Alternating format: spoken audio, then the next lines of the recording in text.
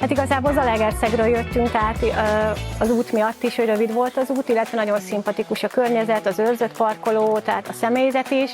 2015-ben már indultunk innen, tehát akkor is nagyon szimpatikus volt, akkor kisebb géppel mentünk, most ugye ez eleve nagyobb gép, úgyhogy én izgatottan várom az utat.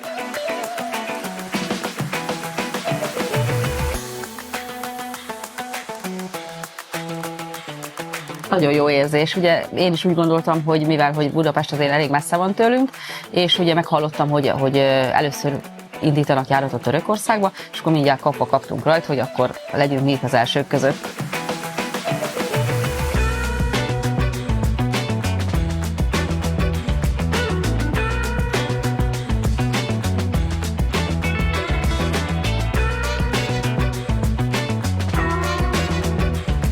Mindenképpen jelentős hatással van, úgy gondolom, a régió gazdaságára.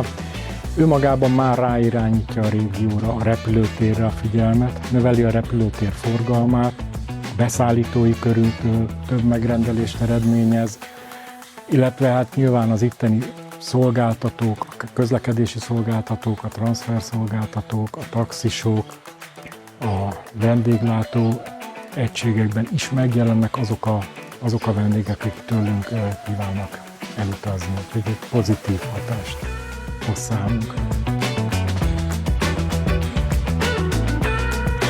Utasok számára én úgy gondolom, hogy nagyon nagy előnye van.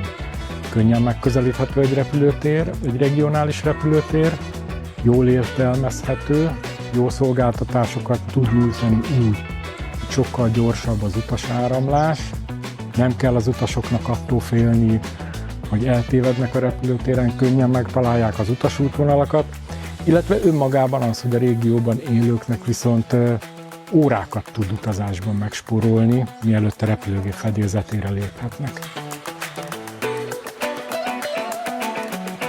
Azért érdemes Hévíz-Sármelék repülőtérről indulni, mert egyszerűen könnyebb, stresszmentesebb az eljutás, hiszen itt a utasok ingyenesen parkolhatnak, innen nagyon gyorsan be tudnak jutni a repülőgéphez, gyorsan kezelik az utasokat, ezért.